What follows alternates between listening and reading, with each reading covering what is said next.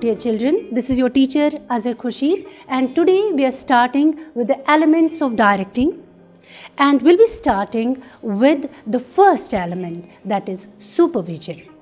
What do we mean by supervision? Supervision actually is the immediate and direct control and guidance of the performance of the workers at the lowest level.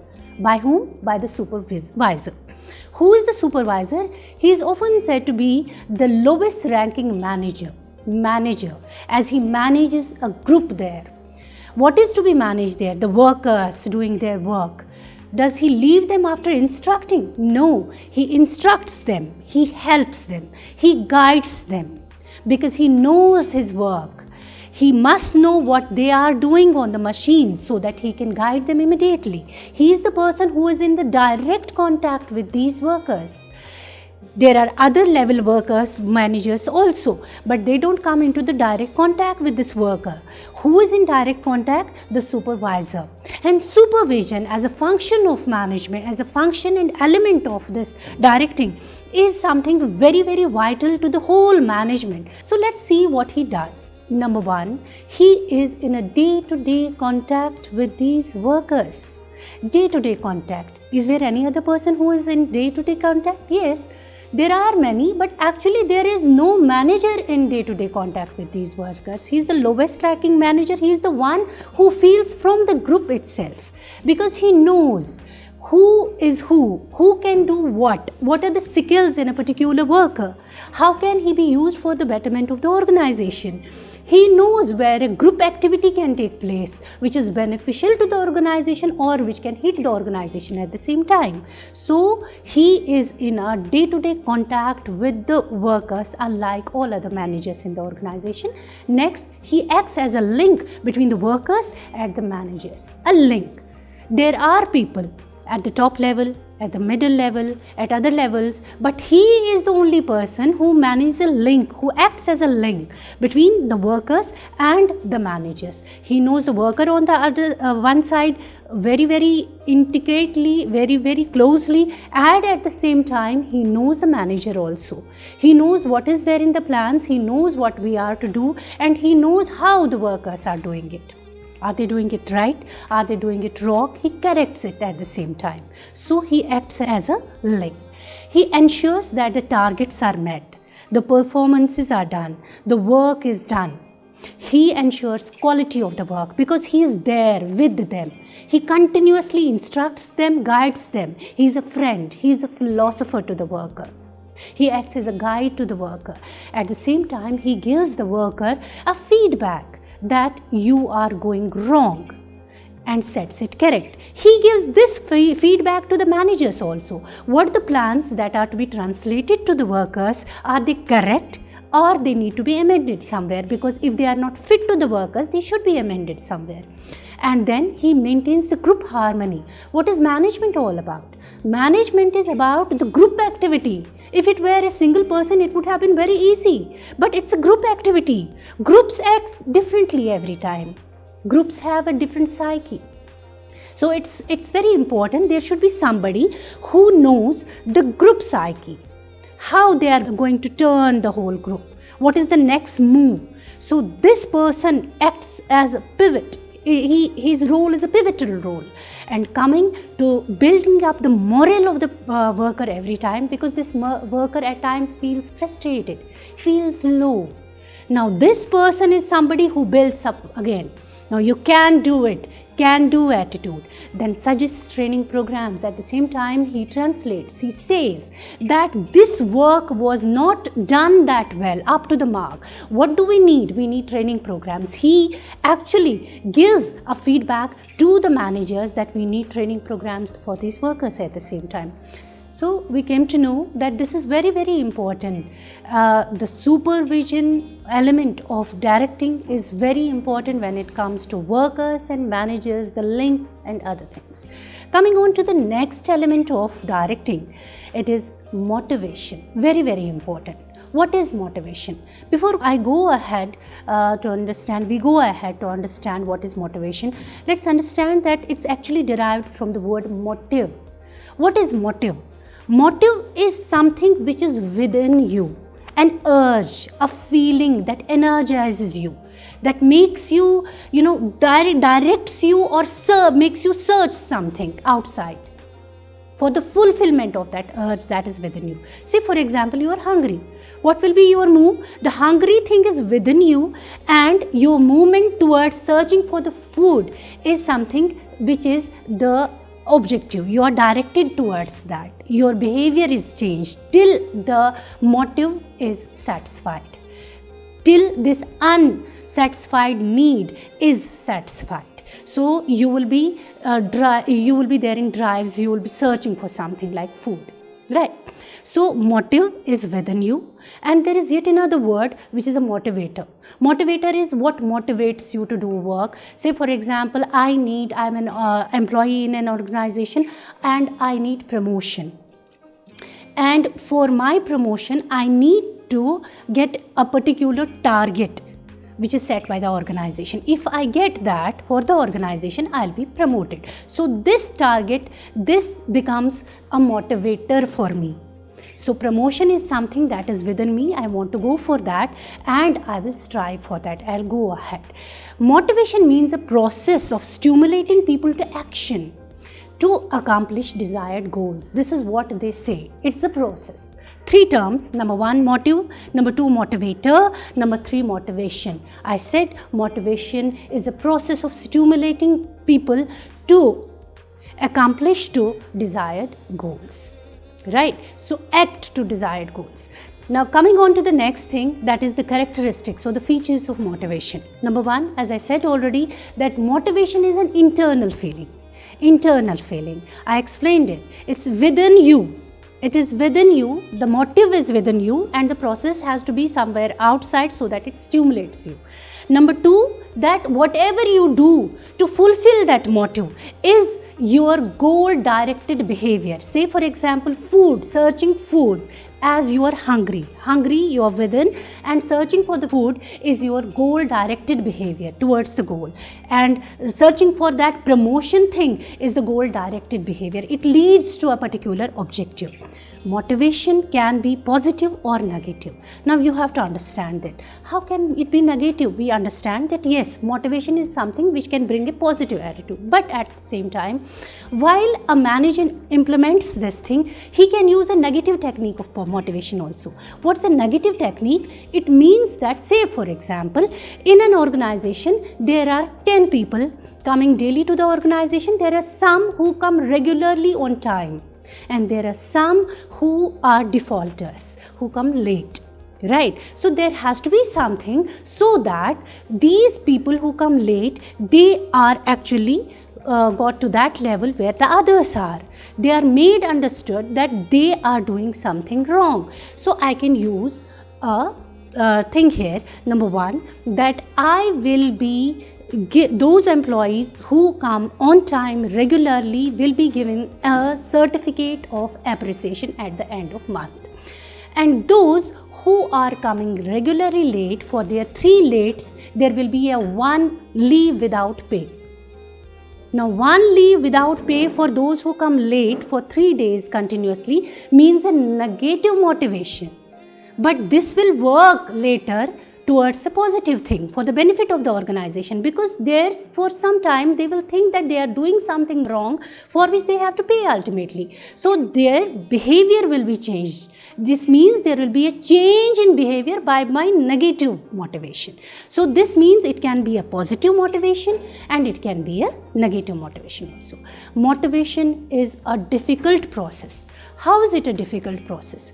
Say for example, there are 3 employees in my organization. One wants a promotion, another wants a simple hike in the salary, and another one wants simply a public appreciation. This means that they have 3 different motives. I cannot be measuring these motives. Their motivations cannot be motivated with one single measuring rod. It's complex. I have to understand each and every person individually, so that his motivation levels are met. Motivation is dynamic and continuous. As I'll be explaining right now after this, that it is continuous. Your one need is satisfied, another one will arise. that will be satisfied, another one will be arising. This means that it's continuous. There is nobody in this whole world who is motivated and satisfied forever. No, it doesn't happen. It's a continuous thing. Continuously you have to know your employees, what do they need at this level, at what next they'll be needing after that. This is something that pertains to psychology. So every time a manager has to know the psyche of the person, the needs of the person. So it means that individually, this manager has to know every employee individually, because everybody is different. Coming on to the next thing, that is the process of motivation. Process. Does it have a process? I said already, motivation is a process of stimulating people. Now, process means that it has to go into steps. I gave you an example earlier, that of hunger. Let me start with that. I am hungry, so it's an unsatisfied need. I need food. So there will be a thing that like tension. I will be moving with tension for hunger. The next thing will, I'll have drives. I will go out to look for something to eat, and then I'll search for it, and then the need will be satisfied. I'll have something and I'm satisfied, and the tension is reduced. This means that this has to go through a process. It doesn't come abruptly and go abruptly. It goes through stages. This means that it has a process. Now, what's the importance of understanding motivation in management? First of all, it helps managers to improve the performances of workers, employees at every level. Because every time you are either using negative motivation or positive motivation or something, so that this worker, this employee can be pulled up to the next level for the benefit of the final goal. Motivation helps to change the negative attitudes into positive attitudes. Now take an example. Say for example, there is a worker who is good at work, but he is not really interested in whatever he is doing. He is going home every time, not that much satisfied in taking whatever he is taking, salary or whatever. But when he is rewarded, appreciated sometimes, he will come with a positive attitude. He will want to work more for the organization. He will want to give something from his side to the organization. This is a positive attitude. Yani motivation can at times turn your negative attitudes into positive attitudes. It helps to improve the employee turnover, because at times your employees leave you. They are well skilled, they are well qualified, they are better suited to their places, but they leave you finding a new job, because at times they feel that it's something that is not giving us that pull, that kick. So for that particular reason, if your employee is motivated every time, he will like to come to you. He will not think of leaving you, because finally you have to understand that this employee is your asset. You have to make every attempt to retain him. And motivation helps to introduce change. We've already discussed it. And it's every time employees resist change. They say we won't go for change. They are comfortable in their cozy corners. They don't want to change their lives, their settings, work settings for your change. No, they will only change if they are motivated for that new technique that you are bringing in. So motivation helps there in getting those changes. So there is one person, his name is Abraham Maslow, who gave us the general theory of motivation, which is called the need hierarchy theory. Now you need to understand this, because he gave a different view of this. He was a psychologist, and he felt that everything that we are motivated for actually emerges from needs. Our needs which are within us. To fulfill those needs, we are motivated for a particular behavior, and this behavior can be used by managers in the organization. Let's understand. He gave us certain things. First of all, that basic psychological needs. You see this particular triangle here, he gave us a hierarchy. A hierarchy means that one after other and then another, not immediately all. Now, first of all, he gave us that there are certain needs which are basic to the physiology of a person. Now, I am a human being. What do I need basically? Food, clothing, shelter. These are basic to my existence. I cannot survive without them. So, these are basic needs, right? Now, basic. In an organizational context, what do I need? I need a job with a good salary that will actually make me survive, right? So this is basic. Next, he said, will come the security needs and safety needs. Next in the hierarchy will come security needs. What are security needs? This means that today if I have a job, maybe tomorrow it's not there, it will be taken away, and what will I do? I should be secured. So I look for that security. So safety and security needs will be coming next. Right. In our daily lives, first of all, I said that food, clothing and shelter are the basic needs as per the physiological needs.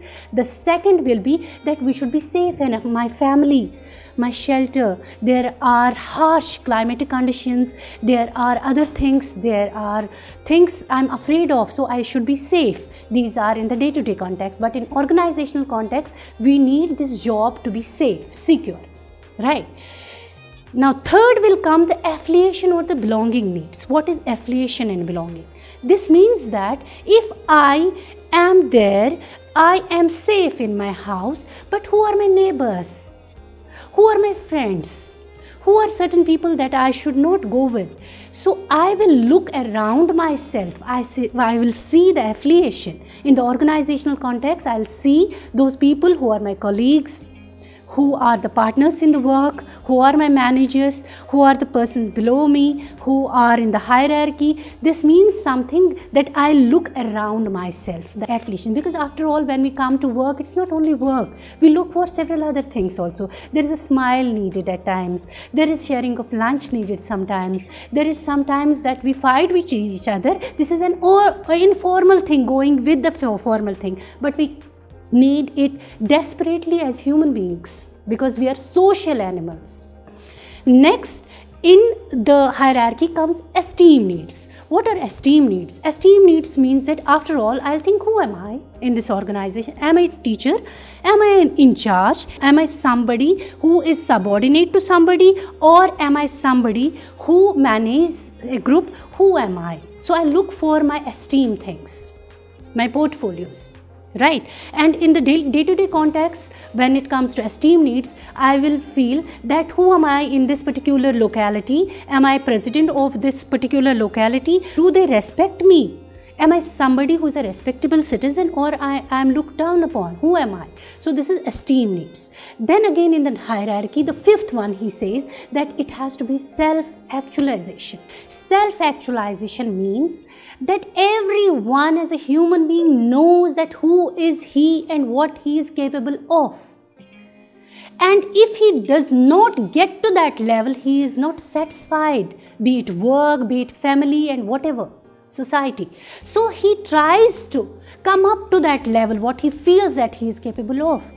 So self-actualization is something you want to reach to actually in your life. If you don't come to that level, it means that you are not satisfied. In an organizational context, I am capable of being somebody like in a hierarchy at the top level, but I am not given that. I'm denied that. So every time I'll be dissatisfied with my job. It's but natural. So when you come to that self-actualization thing, then you don't need any other thing. In our daily lives also, we feel that after we have families accomplished, the job we have got, it's satisfying and we have actualized something, we'll stop there. But will not stop unless and until we actualize, we actually get what we are capable of. Coming on to certain assumptions of this theory, Maslow gave this theory, okay. These are 5 steps, starting with the basic, that is physiological, then safety, then social, then esteem, then actualization, okay. But what did Maslow actually assume before this thing? There are certain assumptions. These may be fit assumptions, or you may think at times that these are not the fit assumptions, but these are given by him, and let's see what all these are. Number 1, that he assumed that people behavior is based on needs only. He made the needs the hero of this whole theory. Needs are the hero of this theory. Everything that we do is with those needs, is directed by the needs. This was the first assumption. Whether you take it or not, this was the first assumption. Number 2, that they go in hierarchical order. Number 1, physiological. Number 2, something else. Number 3, something else. This means that it may be in some cases it will go, the second will come first or the third will come first. He assumed that it has to be in this order only, 1, 2, 3, 4, 5. This was the second assumption. The third one was that if a person's need is not satisfied, he will not move on the next in the hierarchy. This was the assumption. That means if I am hungry or my basic needs are not satisfied, I will not look for safety and security. It will stop there only. I will first of all try to satisfy, I will do everything to satisfy my hunger first. So next need will not arise. So this means that the next need will arise after the first one is satisfied. This is the third assumption. The fourth one is that the next higher need will not motivate a person. It will not motivate. It will not be beneficial for the organization, because if I as an employee strive for promotion and I am denied that, I will not go for any other thing. I am stopped there only. It will not benefit the organization. They cannot motivate me for any other thing. Now, there are certain things that act as motivators. These are called incentives. They can be financial in nature and they can be non-financial in nature. What are the financial motivators? Let's have a look. Number one, motivate people with pays and allowances. Motivate people with productivity-linked wage. Productivity-linked wage, as we read earlier, differential piece rate system. As you work, you will be paid.